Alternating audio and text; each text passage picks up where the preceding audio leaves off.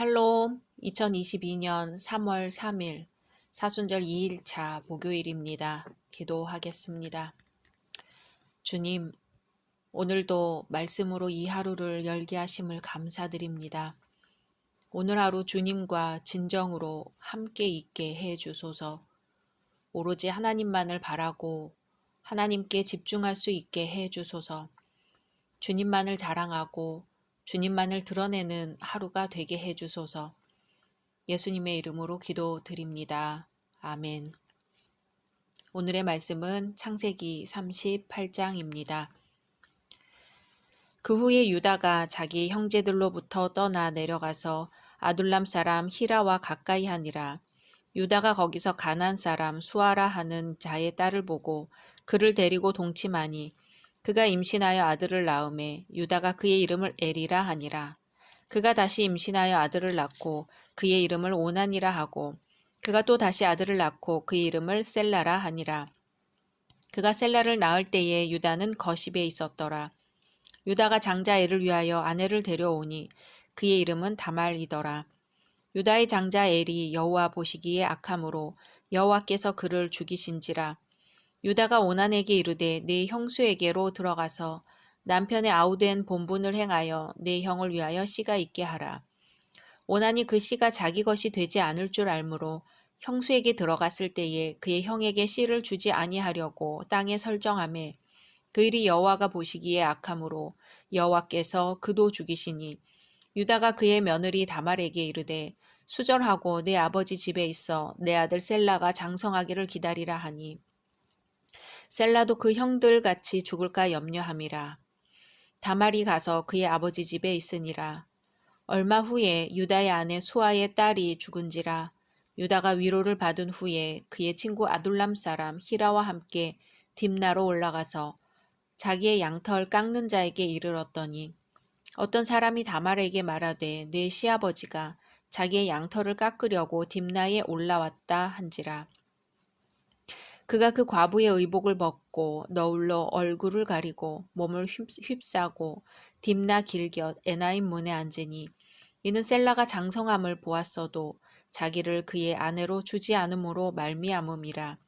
그가 얼굴을 가렸으므로 유다가 그를 보고 창녀로 여겨 길 곁으로 그에게 나아가 이르되 청하건대 나로 네게 들어가게 하라 하니 그의 며느리인 줄을 알지 못하였음이라.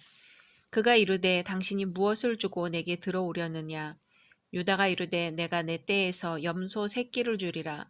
그가 이르되 당신이 그것을 줄 때까지 담보물을 주겠느냐. 유다가 이르되 무슨 담보물을 내게 주랴.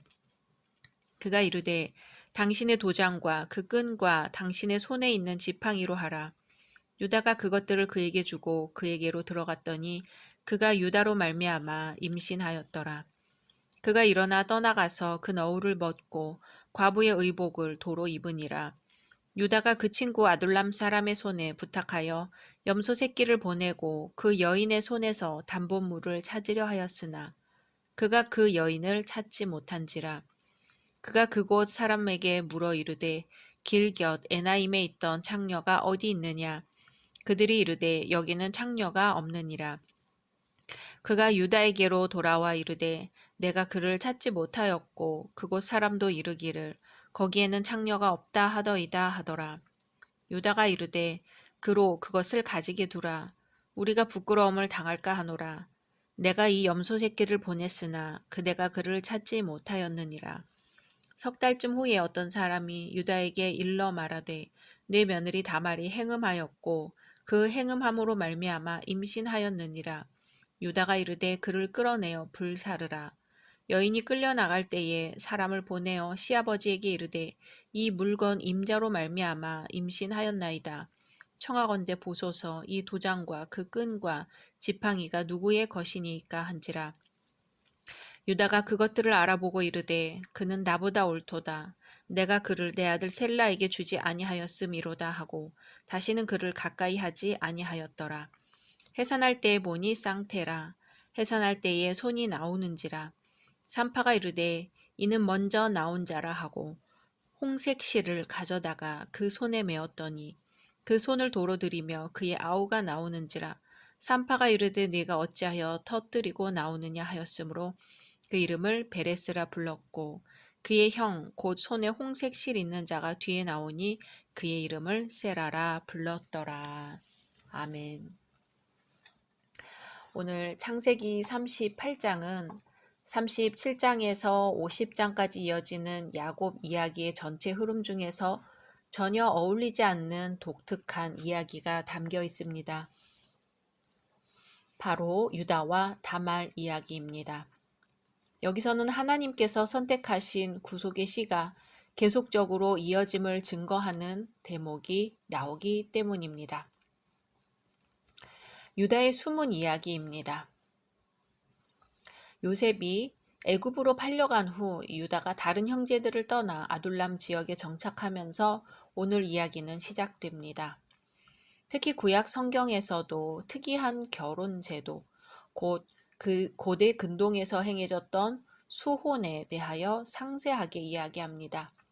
수혼은 일찍이 아수르와 헷 족속에게서 발견되는 결혼의 한 형태로 고대 중동 일대의 부족들에게는 자연스레 받아들여졌던 풍습의 하나였습니다. 결혼한 남자가 자식이 없이 죽을 경우 시동생들이 형수와 결혼하여 형의 대를 이어주는 풍습이었지요. 이 풍습은 재산과 이름 그리고 가문을 이어가려는 수단의 하나로 생겨난 것 같습니다. 그리고 가까운 친족들까지도 져야 했었던 것으로 보입니다. 오늘 말씀에서도 유다와 다말의 관계가 근친 상간이라는 차원에서만 볼 일은 아닙니다. 왜냐하면 이 제도는 모세 시대에 이르러 율법으로 성문화되었기 때문입니다. 수혼을 당시 상황이나 풍습에 따라 일방적으로 근친 상간의 죄라고 할 수 없습니다. 오늘 유다 다말 이야기에서 우리는 메시아의 계보를 보게 됩니다. 오늘 말씀에서는 유다의 죄와 허물도 나타납니다. 다른 한편으로 자기 주장을 분명히 하고 권리를 찾기 위해서는 어떤 일도 할 수 있다는 다말이라는 여성을 통하여 베레스, 다윗으로 이어지는 메시아의 계보를 알려주고 있습니다. 무엇보다도 이 다말이라는 이방 여인의 이름이 성경에 기록되었을 뿐 아니라 예수님의 족보에 올라와 있습니다. 여기서 빈부 귀천은 물론 선민과 이방인의 경계를 넘어 전 인류를 구원코자 하시는 하나님의 뜻을 깨닫게 합니다. 죄의 영향을 받은 메시아의 육체적 혈통은 메시아께서 죄에 물들지 않고 오히려 죄를 해결할 사명이 있음을 시사한다고 할 수 있겠습니다.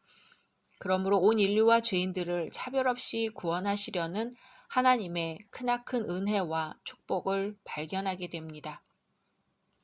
유다는 아둘람 사람 히라에게로 가서 함께 머물게 되지요.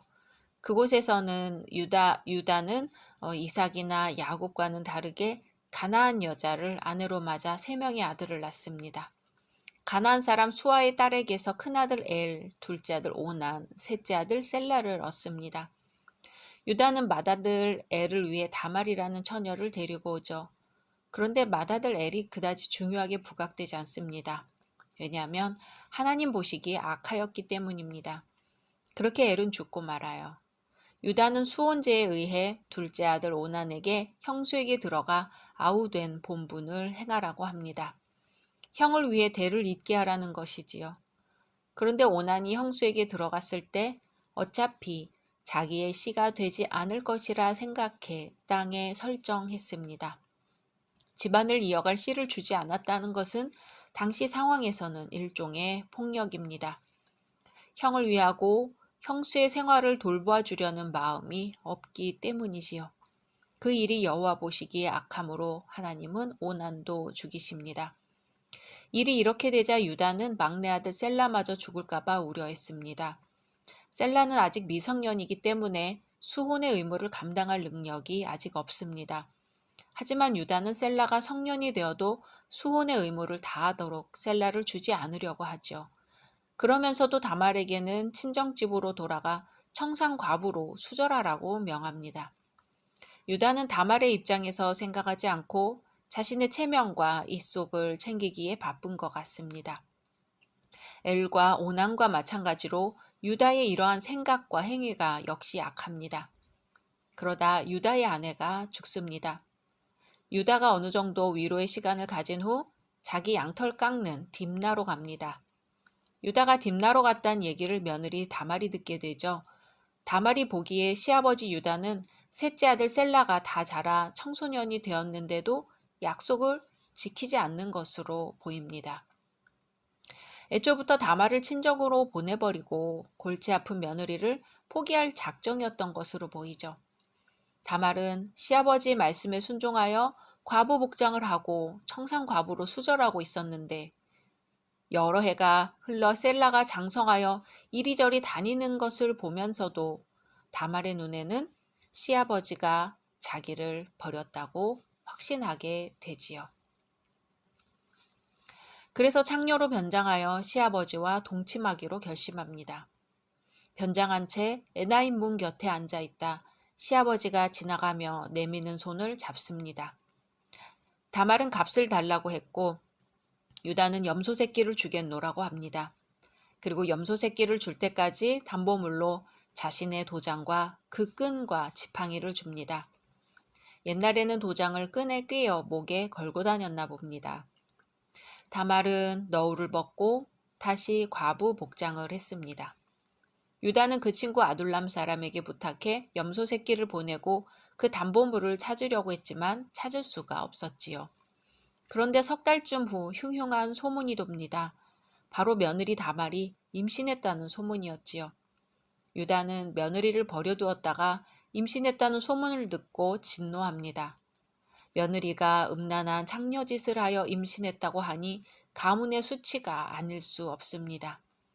유다는 자신이 창녀와 동침한 사실에 대해서는 아무런 죄책감도 느끼지 않고 며느리가 임신했다는 사실에 대해서는 분노가 침입니다. 간음죄를 저지른 며느리를 유다는 화형에 처할 작정입니다. 유다는 며느리 다말에게 약속을 지키지 않았죠. 막내 아들 세라를 보호하기 위해 다말을 친정에 보내놓고 거들떠보지도 않았지요. 그런데 다말이 임신했다고 하니 시아버지의 권리를 행사하려고 합니다. 어쩌면 골치 아픈 며느리를 제거하고 싶었던 걸까요? 끌려나온 다말은 자신이 갖고 있는 도장과 그 끈과 지팡이를 시아버지에게로 보냅니다. 그 물건들의 주인이 아이의 아버지라는 것이지요. 유다는 할 말이 없었습니다. 그리고 인정합니다. 그는 나보다 옳도다. 유다는 다말에게 아들 셀라를 주었어야 합니다. 아들의 목숨을 염려해서 또 오나는 자기 씨가 되지 않을 것을 걱정해서 이 집안 식구들은 다말을 당시 관습에 맞게 대우하고 살아갈 수 있도록 돌보지 않았던 것이죠. 당시에는 범죄의 행위였습니다. 거기다 화형까지 시키려고 했지요. 이제 다말은 아이를 낳습니다. 쌍둥이입니다. 먼저 나오려던 아기에게 산파는 붉은 실을 묶었는데 밀치고 나온 아기의 이름이 바로 베레스. 베레스에게서 보아스가 나오고 이어서 오벳과 이새를 통해 다윗이 태어납니다. 바로 예수님의 조상이 되는 것이지요. 요셉을 팔아넘기는 형제들의 이야기가 37장에서 중단되고 39장으로 넘어가기 전 38장의 유다 가족 이야기가 펼쳐집니다. 내내 가슴 아프고 불쾌한 여운이 남습니다. 어찌하여 야곱의 가족이 이처럼 형편없이 타락하고 말았을까요? 가나안의 우상 숭배자보다 더 못한 수준으로 떨어지고 말았습니다. 야곱이 베델로 돌아가지 않고 우상을 섬기면서 가나안 땅을 이곳저곳 배회하며 다녔던 허물이 이러한 인과응보로 나타납니다. 야곱의 범죄는 그 자녀 손 3, 4대까지 내려가야 그 형벌이 그칩니다. 우상 숭배로 물든 자손들의 범죄는 이제 애굽의 노예살이 400년 동안 4대에 걸친 형벌로 이어집니다. 각자 말씀 묵상하신 후 주기도문으로 마치겠습니다.